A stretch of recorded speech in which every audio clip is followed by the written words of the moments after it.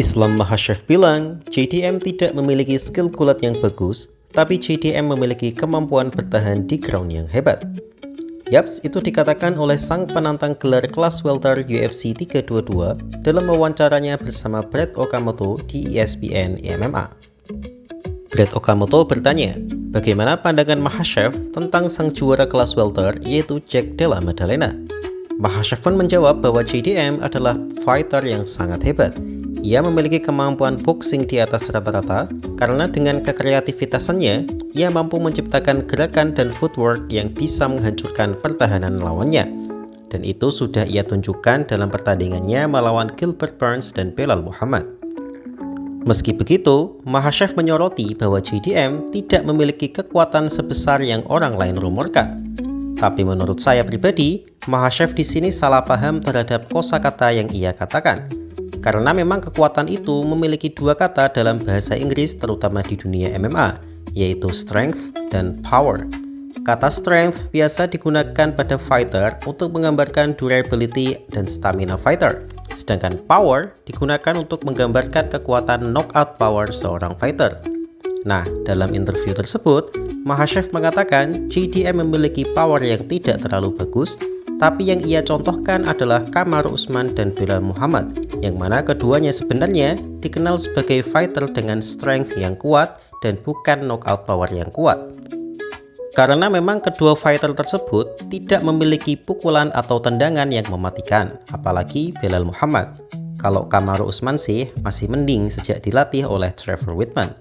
Jadi mungkin maksud Mahashef adalah JDM belum diketahui memiliki strength dan durability yang kuat. Tapi kalau knockout power, jelas JDM memilikinya karena pukulan JDM sangatlah powerful. Gilbert Burns sendiri mengatakan bahwa pukulan JDM adalah pukulan terkeras yang pernah ia rasakan di sepanjang karirnya. Padahal ia pernah beradu pukul dengan Kamaru Usman dan Khamzat Chimaev.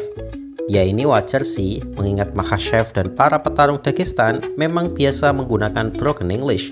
Dan itu tidak masalah, toh mereka juga sudah bagus pengen belajar bahasa Inggris. Selain membahas strength, Mahashef juga menyoroti bahwa JDM memang tidak memiliki gulat yang bagus, tapi ia mampu bertahan cukup bagus dari ancaman gulat. Ia menyoroti bahwa JDM tidak memiliki takedown defense yang bagus karena banyak fighter yang berhasil membawanya ke bawah.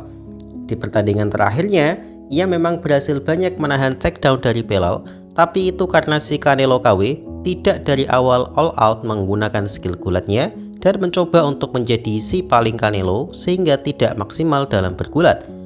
Meski begitu, Mahashef menggarisbawahi meskipun kemampuan gulat JDM kurang, tapi JDM pandai menemukan cara untuk lolos dari dominasi gulat lawan dan submisi lawan karena JDM sangat ahli dalam scramble dan berdiri lagi ketika dibawa ke bawah. Jadi meski gampang kena takedown, tapi JDM juga gampang berdiri kembali. Dan terbukti bahwa di sepanjang karirnya, JDM hanya pernah sekali kalah lewat kuncian dan itu pun di awal karirnya. Tetapi, Mahashef memperingatkan bahwa tidak bijak jika JDM membiarkan Mahashef menjatuhkannya karena Mahashef adalah submisi artis yang belum pernah JDM temui sebelumnya.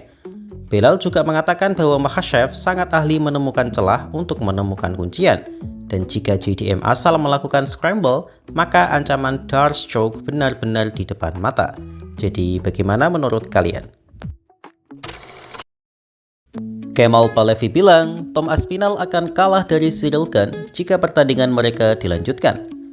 Yaps, itu dikatakan oleh podcaster UFC ternama di Indonesia, sekaligus salah satu komika favorit saya yang terkenal dengan materi absurdnya, yaitu Kemal Palevi. By the way, juara 1, 2, dan 3 di Suci 2 memang bagus-bagus sih stand up-nya. Dalam podcastnya tersebut, Bang Kemal mengatakan bahwa Aspinall tahu bahwa ia akan kalah setelah insiden colok mata Ciryl Gane tersebut. Karena hidungnya Tom sudah mulai bercucuran darah, tapi Tom belum mendaratkan serangan yang mampu membuat Ciryl Gane terluka. Apalagi dengan cedera di kedua matanya, Kemal semakin yakin bahwa Aspinall memang menarik diri dari laga tersebut meskipun ia memaklumi keputusan Tom Aspinall.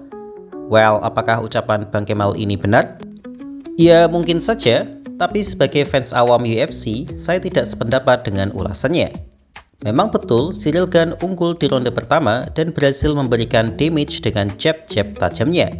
Karena game plan dari Cyril Gane adalah menjaga jarak dari serangan Tom dan aktif bergerak mengelilingi oktagon sembari mencicil Tom dengan jab-jab cepatnya. Dan sejauh ronde 1 berjalan, Gane memang unggul karena itu banyak fans yang menganggap bahwa Tom Aspinall kabur. Tapi saya tidak setuju jika langsung diambil kesimpulan bahwa Tom Aspinall akan kalah jika colokan mata Gane tidak fatal. Oke, saya bukan fans Tom Aspinall di sini, tapi saya juga bukan hatersnya. Alasan saya tidak setuju adalah karena untuk bermain game plan seperti yang dilakukan Cyril Gane memerlukan fokus dan kesempurnaan gerakan penuh selama 5 ronde, karena praktis serangannya hanya mengandalkan jab dan body kick. Dan apakah Cyril Gane mampu mempertahankan fokus dan ritmenya selama 5 ronde penuh? Itu juga dipertanyakan, karena Cyril Gane sering kecolongan di ronde kedua dan ke atas. Contohnya adalah ketika melawan Tai Tuivasa, di mana Tai Tuivasa berhasil menjatuhkan Cyril Gane di UFC Paris. Padahal Cyril berhasil mendominasi Tai Tuivasa dengan body kick dan jabnya. Tapi satu momen saja ia lengah, Tai berhasil memukulnya hingga knockdown. Dan bayangkan jika yang mendapatkan momen itu adalah Tom Aspinall yang lebih kuat dan lebih cepat dari Tuivasa. Cyril Gane juga pernah kecolongan ketika kena takedown oleh Francis Ngannou di ronde 3 dan ke atas, karena di ronde itu fokusnya sudah mulai berkurang. Dan kalau Francis bisa men-takedown Cyril Gane, maka kemungkinan besar Tom juga bisa melakukannya. Tapi Bang, Tom kan gagal men-takedown Gane di ronde pertama. Ya, karena di ronde pertama, fokus dan stamina Cyril Gane masihlah penuh. Berbeda jika dia aktif bergerak sampai championship round, yang itu pasti menurunkan stamina dan fokusnya. Saya tidak bilang Tom akan menang jika pertandingan dilanjutkan, tapi belum tentu juga Cyril Gane yang menang, karena MMA sangat sulit diprediksi, apalagi kelas berat adalah salah satu kelas yang satu sentuhan saja bisa merubah jalannya pertandingan. Jadi bagaimana menurut kalian? Tentang mantan juara kelas ringan yaitu Islam Makhachev, dan ini video yang sudah sekian kali saya membuatnya karena memang dua fighter ini adalah fighter yang sama-sama hebat gitu. Mungkin kalau Islam Makhachev gak perlu terlalu banyak dibahas lah, karena di Indonesia pun Islam sangat terkenal. Mungkin yang sangat underrated itu adalah Jack Della Maddalena. Padahal Jack Della sendiri itu adalah fighter yang sangat-sangat tangguh. Dan saya bukan fans keduanya, saya bukan fans Makhachev dan saya juga bukan fans JDM ya. Tapi saya bisa bilang JDM ini mungkin saja loh bisa mengalahkan Makhachev. Saya setuju kalau Makhachev masih menjadi favorit karena skillnya memang se-elit itu. Tapi kalau misalnya nanti JDM menang, saya nggak akan kaget sama sekali gitu. Karena emang JDM kemampuan boxingnya sangat bagus. Ditambah dia sangat besar untuk dibandingkan Makhachev, JDM lebih besar, sangat lincah gitu. Jadi kan banyak yang membandingkan ya, ini Makhachev pasti bisa menang mudah ya, yang bisa mengalahkan Makhachev itu hanya Topuria. Men, melawan JDM bagi Makhachev itu lebih sulit daripada melawan Topuria. Saya setuju, kalau kita menilai secara skill, Topuria lebih skillful dibandingkan JDM. Karena kalau untuk striking mereka setara, tapi ground game-nya memang Topuria sejauh ini tampil lebih bagus dibandingkan JDM. JDM tidak memiliki ground game yang bagus, dia bagus ketika dijatuhkan langsung berdiri ke atas, bukan melakukan perlawanan di bawah. Itu JDM di situ. Kalau Topuria kan dia juga bisa melakukan perlawanan di bawah. Tetapi ada tetapinya. JDM itu kelasnya dari asli welter, sedangkan Topuria kelas asalnya adalah kelas feather, yang itu sangat menguntungkan Islam Makhachev yang skill utamanya adalah gulat. Kalau gulat lawannya itu lebih kecil, itu punya keuntungan yang lebih besar. Dan Topuria itu jelas tidak sebesar Makhachev. Itulah kenapa melawan JDM itu akan lebih sulit bagi Makhachev, karena JDM lebih besar. Nggak tahu sekarang sih kan, karena Islam Makhachev sendiri sudah berat, jadi training campnya itu 191 pounds, itu gede banget by the way, dan saya nggak yakin dia akan kembali ke lightweight gitu. Jadi kalau dan segi strikingnya JDM tidak kalah berbahaya daripada Topuria, cuman karena memang JDM fighter yang adem ayem, maksudnya jarang membuat sensasi atau hampir nggak pernah membuat sensasi seperti Topuria, jadi ya media kurang memperhatikannya, padahal dia sangat keren.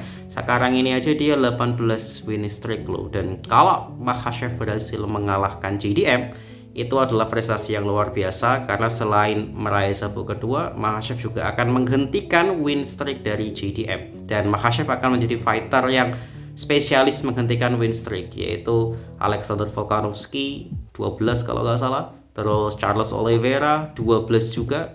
Dan kalau ini kejadian, JDM 18 win streak akan dihentikan oleh Makhachev. Itulah kenapa kartu ini adalah kartu yang sangat menarik untuk disimak, tidak hanya bagi fans Islam Makhachev atau fans JDM atau fans siapapun itu, tapi juga untuk fans netral seperti saya yang tidak memiliki fighter favorit di kelas ini pun, di kartu ini pun itu sangat menarik untuk diikuti.